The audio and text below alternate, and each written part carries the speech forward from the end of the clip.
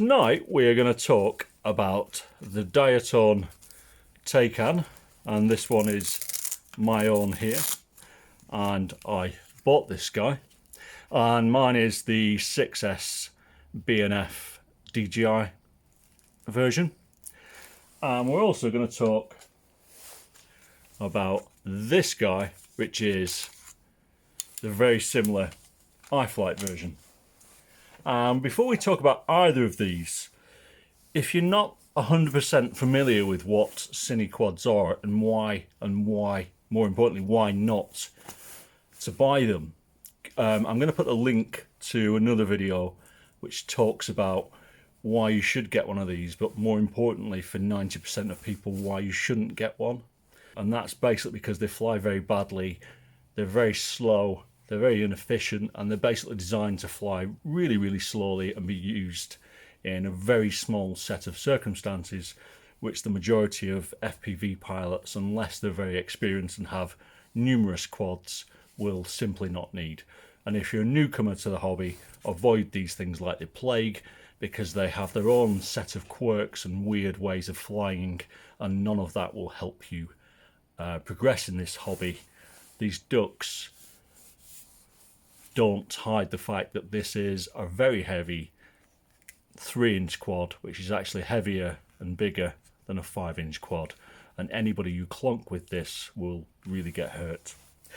So that aside, I bought this one, and the Iflight version is, well, the frame was sent to me via Banggood, and I'm going to give this to one of my mates because I don't need two.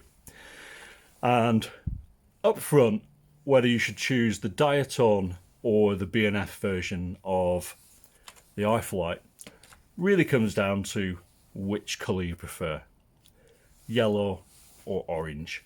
Orange is my favourite colour, so I chose a Diatone. It also happens to be about 30 quid cheaper as a B&F. Diatone historically have been the king of B&Fs. They tend to do decent designs that are pretty reliable, but set up fairly badly. Iflight are the sort of newer kids on the block, really sort of hitting big guns at the moment, especially around the motors. And this particular one in a B&F format does come set up, but whether that works for you or not is an entirely personal thing. In terms of the frames, the major difference is the Iflight version is both lighter and substantially thinner, and the reason for that is the Iflight comes with essentially a one-piece design, so you got one piece on the bottom and one piece on the top.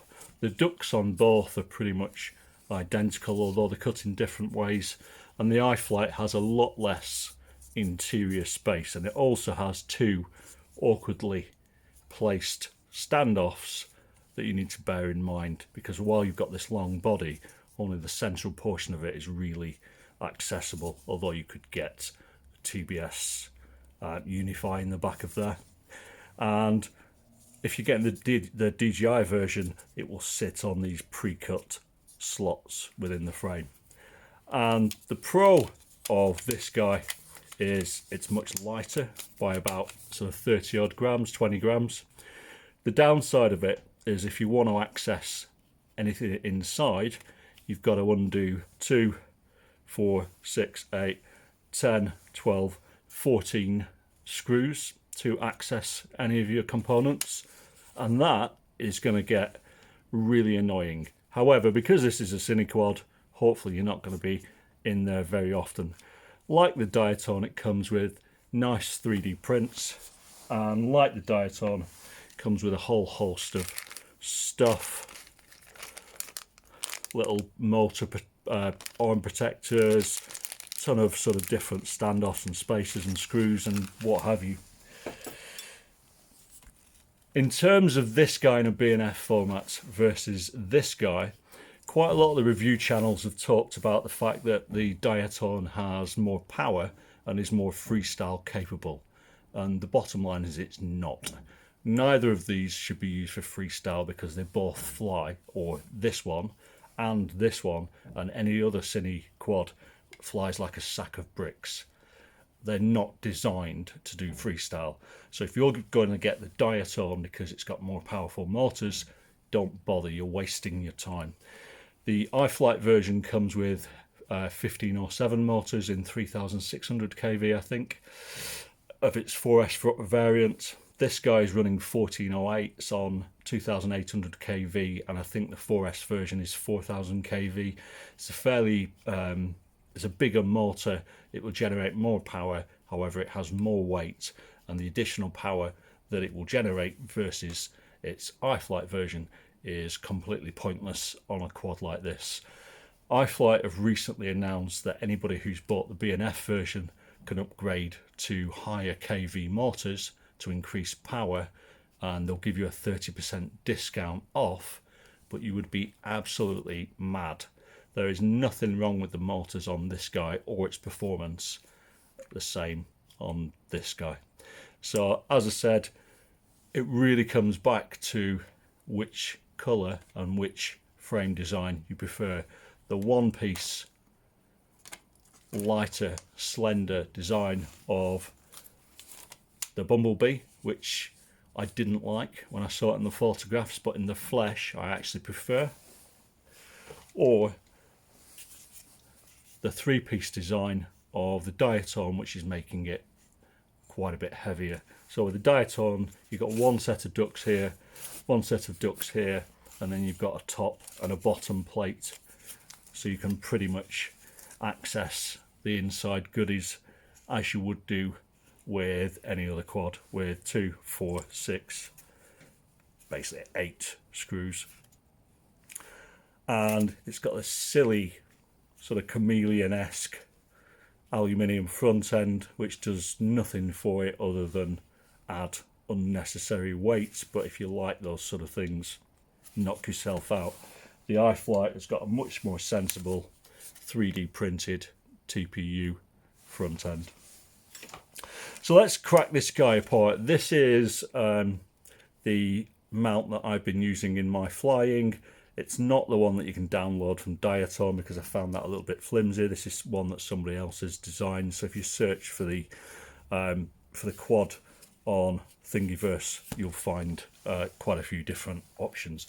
So I'm just going to open the top plate and then we can discuss the insides. So that's the top plate out of the way with its nice lipo grip, and you can see inside you've got enough room to pack your sandwiches, flask of coffee in the back.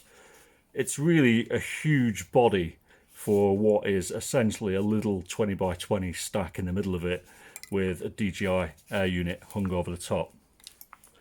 And my great annoyance, which I've forgotten about on this guy, and I nearly just lost, is the frame top plate needs these little plastic spacers which basically sit, I've already dropped one, which basically sit on each of these 4 bolts here and basically make this area the same height as the camera mounts. And these things really get on my tits. So what I need to do is basically glue these to the frame or the screw, because every time you take your top plate off you'll have forgotten that they exist and you'll probably lose them in 2 seconds. And you can see, unlike the Iflight, which sits the DJI unit on its foam within, Diatone have decided to basically sit theirs on a 3D printed mount, which is slipped over the top of the spacers, and you need to basically remove both these ducts to be able to lift it. In fact, no, you don't, ignore me. You can basically just lift the air unit out of the way, and then you can see the stack inside.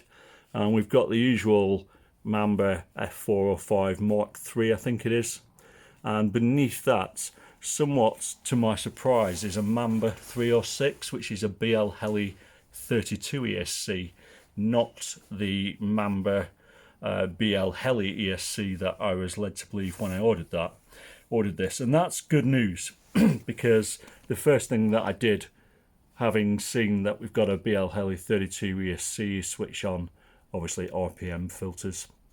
And the stack is really simple. As I said, two little 20 by 20 boards. This particular model comes with a regulator because it's using 6S, and the DJI air unit can only take 4S.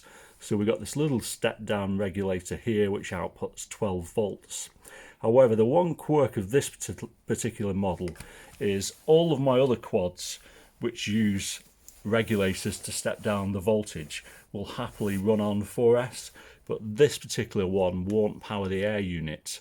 If you're using a 4S battery, it basically drops the voltage too low. So don't really know why that is, but just something to be aware of. Nice that they've added a capacitor, and basically I've just connected my crossfire unit to the wires that were already connected. And this being a Mamba F405, there's tons of instructions out there to connect your receivers, so it's not a problem. Just be aware, if you do get one of these, that the voltage regulator in mine was just left hanging free, and on the reverse of it there's 3M foam tape, but they hadn't removed the backing cover, so you just have to stick it down yourself. On the back we've got Lollipop V3s. Mine are red simply because I robbed the black ones it came with for another quad. Nothing at all wrong with those. In all my DJI testing, the Lollipops are as good, if not better, than the majority of more expensive expensive antennas, and they obviously sit nicely on this 3D print that Diatone have provided. And again, the Crossfire Immortal T just mounts on the same 3D print. In terms of stacks and equipment, again, we're back to which colour you prefer. This guy comes with a 20 by 20 stack, pretty basic, but does all you will ever need on a cinequad. This guy comes with a 20 by 20 stack, pretty much the equivalent. And again, there's not a lot else to say. You don't need fancy components for cinequads, and that applies to motors, ESCs, whatever you want to throw at it. This guy comes with I think a 25 amp ESC on the 4S version and 30 or 35 amp on the 6S version.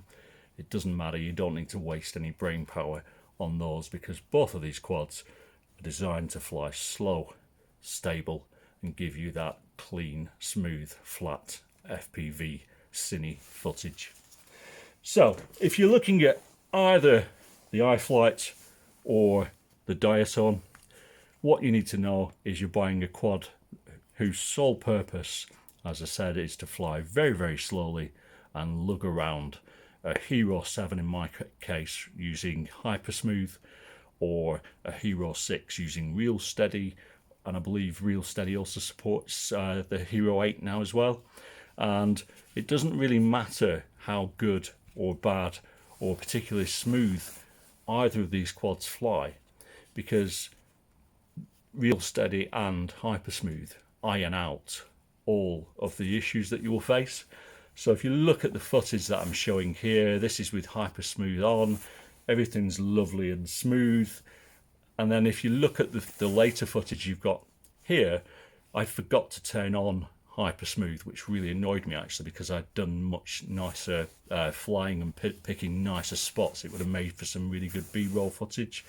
But because I forgot to turn on Hypersmooth, that footage is wasted. And the reason why it's wasted is because these guys are nowhere near as smooth in actual flight as a typical 5-inch quad that's unducted, or a 3-inch quad that's unducted, or anything like that. They're only good doing what they're designed to do, which, as I said, is lug a Hero 7 or a Hero 6 or a Hero 8 around and use smoothing.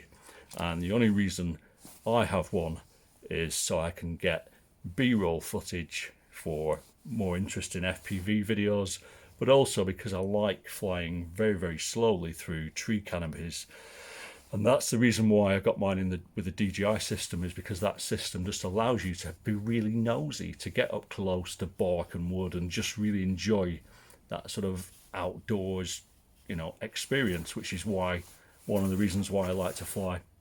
Anyway, so to make people's lives easier, choose your colour and buy your quad.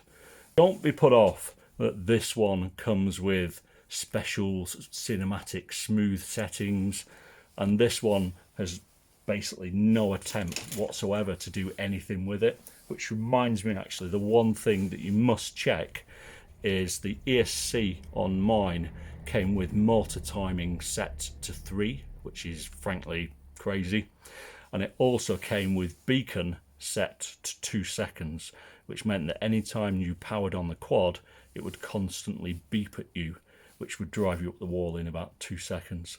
So immediately go into BL Heli 32 configurator, stick the beacon up to 5 minutes or whatever you want as a safety option, and change your timing to either auto, which is what I will generally use, or 21 to 22 degrees, which is a pretty good setting for a quad like this.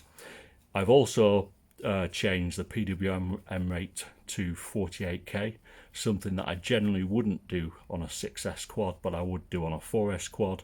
And the reason why I've changed it and gone back on what I generally advocate for 6S is simply because I'm not running this like a fire-breathing 6S quad. I'm sitting at 50%, 60% max throttle and just coasting through the woodland or whatever I'm in. And the potential issues with 48k on 6S with pulse sinks and things like that aren't really going to affect me on this particular quad. So there's a third option here, and that of course is the granddaddy of them all, which is the Shendrones Squirt V2, which I also have, and you can see in the other video. What you need to know is the Shendrones is more of a DIY option than either of these guys, and there are pros and cons to it. It's much lighter than either of these guys, but the ducts are also much flimsier, and they also catch the wind a lot more descending than either of these guys, or certainly this guy, seem to do. And the reason for that is the ducts are both thicker and more flexible, and they seem to be more susceptible to that difficulty when you're dropping downwards and you get a gust of wind. The quad wants to sort of tip over, and it kind of spazzes out. Where it seems to be better, at least in these early flights, is Betaflight has a habit, which I hate and which is why I love KISS so much, of if you hit a branch or a twig or something like that, it will basically spaz out and you'll suddenly be in crazy fast spirals of death, and you'll have to immediately disarm because you've got no idea what's going on.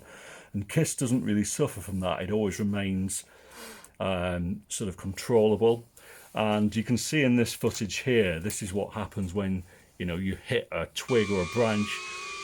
The quad just freaks out, and that is a characteristic that I don't have as much on my Shendrones. And I believe that is down to two things. One, the Shendrones TPU ducts have more give, and thus there's less immediate vibration running through the quad and affecting the flight controller. But the other reason is probably because this guy is obviously so much more rigid. And what we need to do, or what I will do the next time I fly, is turn off air mode, because air mode doesn't really have a purpose on this quad. We're not going to be giving it death and then backing off the throttle, and we don't want air mode. We don't need air mode to sort of keep the quad from nodding its nose, etc., because we're going to be flying smooth. But by turning off air mode, we should avoid some of those crazy spins and uncontrollable reactions that Betaflight has a habit of giving. The quad flies absolutely fine with no prop wash or anything like that, but it still has those nasty characteristics that all these quads do, which is, as I said, difficulty descending if you get wind under your ducts, the habit of getting sucked into objects or pushed away from them if you go too slowly, and they're all the things that you'll have to learn to fly around with cinequads. And what you'll want to do really, and what I sometimes struggle to do, is fly at a little bit of a faster pace than you really want to do, and then potentially slow your footage down afterwards, and do it that way. Or really just sort of get used to giving a little bit more gas as you approach an object, and you go past that, I'm going to get sucked into it, to that suddenly hitting that wall of air that's been pumped out underneath your quad, and suddenly the quad wants to stop and level off. And as I said, the best way to counteract that is just to fly a little bit faster than you think, shoot in 60 frames per second, and then slow it down in post to get around it. Obviously you can do it the other way and speed your footage up, which tends to be nice if you want to move into, you know, using a freestyle quad and mixing in B-roll footage. So that's it really. Both of these, and I know I keep talking about this guy as if I have the BNF version, but that's because the components in it are kind of irrelevant. It's all about the frame design and what its purpose is. And whichever one you get, the Shendrones, the Diatone, the Iflight, they'll all fly in a similar way, which is frankly awful, but also allows you to fly very slowly with a lot of stability in those areas where you would want to do so and get really good slow FPV footage. You know, if you're doing professional shooting, or like me, you're just a guy who loves cinematic FPV and uses it to sort of have a nosy around spots that I wouldn't usually see when I was, you know, dropping through trees and crashing into them and all the rest of them. So hope that was useful for anybody. As I said, 90% of people, 95% of people will not get any enjoyment out of these guys. You know, when I was flying 2 or 3 packs and I was bored stiff, although I did enjoy those packs, I was straight off to flying my 5-inch, you know, normal quad, which weighs less than this, you know, and is 10 times faster and more powerful. These things really are a niche purchase, and the majority of people should stay well clear of them, especially if you're new.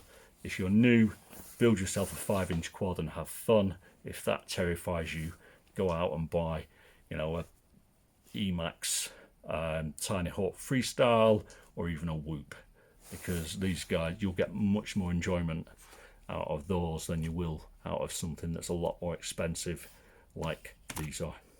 So yeah, hope that was useful to some people. It's a tool for a specific job, not for enjoying FPV freestyle. Cheers guys, thanks, bye bye.